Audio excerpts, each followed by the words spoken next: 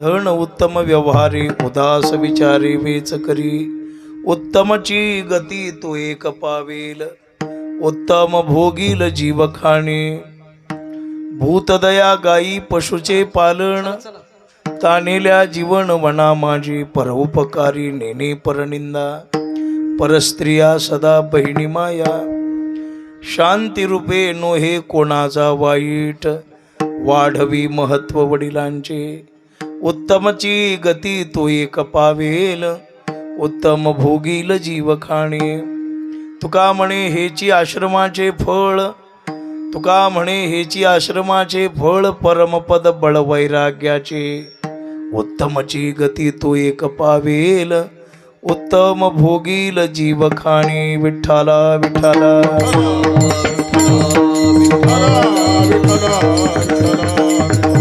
विठ्ठला विठ्ठला विठ्ठला विठ्ठल ब्रह्मानंदं परमसुखदं केवलं ज्ञानमूर्तिं द्वन्द्वातीतं गगनसदृशं तत्त्वमस्यादिलक्ष्यम् एकं नित्यमिमलमचलं सर्वधी साक्षिभूतं भावार्थितं त्रिगुणरहितं सद्गुरुं तन्नमामि पांडुरंगा करू प्रथम नमन दुसरे चरण संतांचिया त्यांच्या कृपादाने कथेचा विस्तारू बाबाजी सद्गुरु दास तुका काय माझी वाणी मानेल संताशी रंजवू चित्ताशी आपुलिया हे वाट गोमटी वैकुंठाशी जाता रामकृष्ण कथा दिंडी ध्वजा नमो ज्ञानेश्वरा निवृत्ती उदारा सोपान देवा मुक्ताबाई नमो त्रिभुवन पावनी आद्यत्रय जननी देवांचिया संपाद्य ज्ञानंच विधाय भक्तिं विलोकितो येन समाधिराज वैराग्यवंतं सुविचारयुक्तं नमामि जोगं शिरसा गुरुंतं मस्तके पायावरी या वारकरी संतांच्या जोडून या धन उत्तम व्यवहारे उदास विचारे वेच करी उत्तमचे गती तो एक पावेल उत्तम भोगील जीव खाणे. आज या पुण्यभूमीमध्ये सेवेकरिता निवडलेला अभंग महान संत श्रेष्ठ विश्ववंद्य श्रीमंत जगद्गुरु तुकोबाराय यांचा हा 5 चरणाचा अभंग आहे. सामान्य जीवाला परमपदाची प्राप्ती कोण्या साधनाच्या द्वारा होते त्या साधनाचं मार्गदर्शन करणारा आजचा अभंग आहे. विठ्ठला विठ्ठला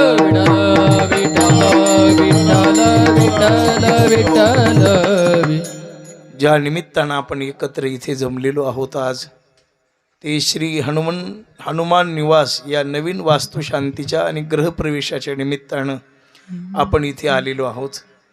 या कार्यक्रमाचे आयोजक श्रीमान तुळशीदास विठ्ठलराव कांदे, श्री विष्णू विठ्ठलराव कांदे, श्री बंडू विठ्ठलराव कांदे, श्री ज्ञानेश्वर विष्णू कांदे, श्री सोमनाथ विष्णू कांदे, केशव बंडू कांदे आणि भागवत बंडू कांदे समस्त कांदे परिवाराच्या द्वारा आज आपल्या या हनुमान निवासाच्या निमित्ताने हा सेवेचा योग आहे.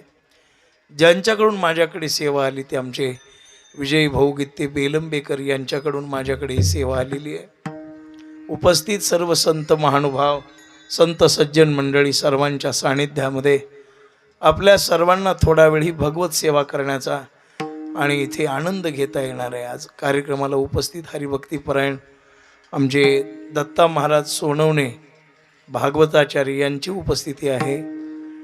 आमचे नामदेव महाराज ही संत मंडळी इथे आहेत आणि पुन्हा आमच्यावर प्रेम करणारे आमचे स्नेही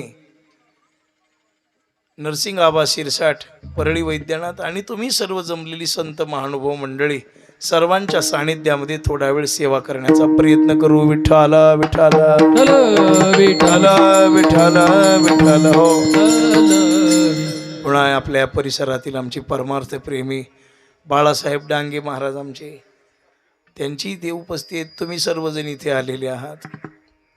मानवी जीवनामध्ये जीवाला मार्गदर्शनाची फार मोठी आवश्यकता असते. सुनील महाराज आहेत आमचे, संतोष महाराज आहेत, सोळंके सर्व संत मंडळी आहेत. सर्वांना नमस्कार करतो. मानवी जीवनामध्ये मनुष्याला मार्गदर्शनाची फार मोठी आवश्यकता असते की कोण्या साधनाच्या द्वारा जीवाला काय प्राप्त होईल. जीव अज्ञानी आहे. काही गोष्टी माणसाला जन्मतात त्याचं ज्ञान प्राप्त होतं. काही गोष्टीचं दूध कसं प्यायचं हे काही शिकावं लागत नाही, जन्मतात ज्ञान आहे. संसार कसा करावा लागत हे काही शिकावं लागत नाही, याला जन्मतात ज्ञान प्राप्त होतं. याला बांध कसा कोरायचा हे काही शिकावं लागत नाही. म्हणजे काही गोष्टी आपल्याला जन्मता प्राप्त होतात आणि काही गोष्टी आपल्याला जीवनामध्ये प्राप्त कराव्या लागतात. विठ्ठला विठ्ठला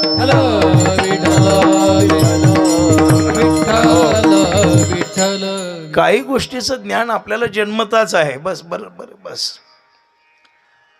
पण काही गोष्टीचं ज्ञान मात्र आपल्याला दुसऱ्याकडून घ्यावं लागतं. जीवन विचार केला तर अतिसामान्य आहे आणि याला विचार करून जर बनवलं तर याच्या एवढं विशेष काही नाही. या जीवनामध्ये मनुष्य नरकाला जाऊ शकतो, मनुष्य पाप पुण्याचा विचार करून जीवनामध्ये काही भोगाची प्राप्ती करू शकतो, पण जीवाला मुक्त होण्यासाठी मात्र संताला शरण जावं लागतं. संतच मुक्तत्वाचं ज्ञान आपल्याला प्रतिपादित करतात. जीवाला मुक्त होण्याची अपेक्षा आहे, जीवाला परमपद मिळवण्याची अपेक्षा आहे, पण ते करण्यासाठी जीवाला काय करावं लागतं ते सांगणार कोणी रिकामं नाही. विठ्ठला विठ्ठला जगात संतच असे आहेत. करोनी सायास करुणी सायास करुणी सायास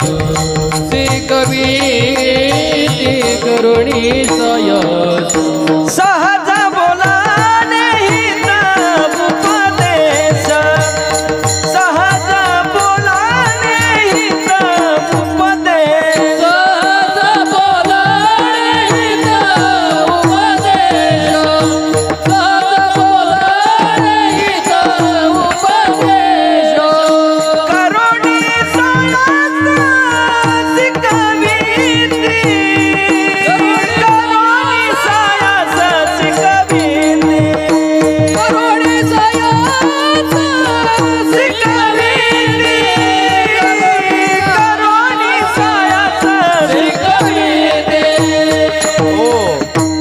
या जगामध्ये या भूमंडळाच्या ठिकाणी आपल्याला खऱ्या गोष्टी शिकवणारे आणि प्रयत्न करून शिकवणारे संत आहेत. करुणी सायास आणि सहज शिकवतात. सहज बोलणे हित उपदेश.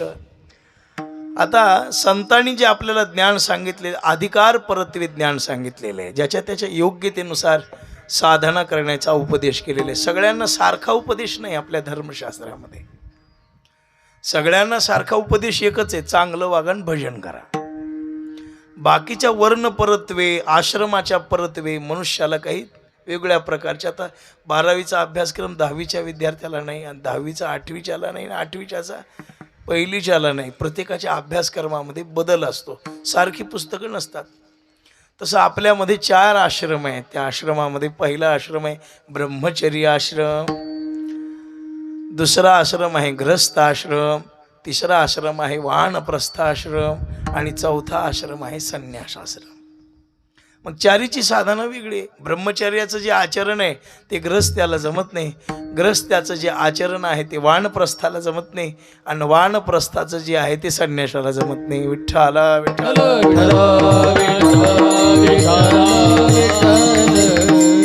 मग ब्रह्मचर्य आणि मोक्ष मिळवण्यासाठी काय करावं. भगवद्गीता सांगते की बाबा ब्रह्मचर्य एवढा श्रेष्ठ आश्रम या जगात कोणताही नाही. भगवद्गीता सांगते शारीरम तप उच्यते. जगातली सगळ्यात मोठी तपश्चर्या जर कोणती असेल तर ब्रह्मचर्य व्रत धारण करणं, याच्या एवढा तपस्वी कोण नाही. आमचे प्रातस्मरणीय श्री गुरु चंद्रशेखर महाराजांनी लोह्याला मागच्या वर्षी कथेमध्ये विषय सांगितला, मी ऐकला एक दिवस.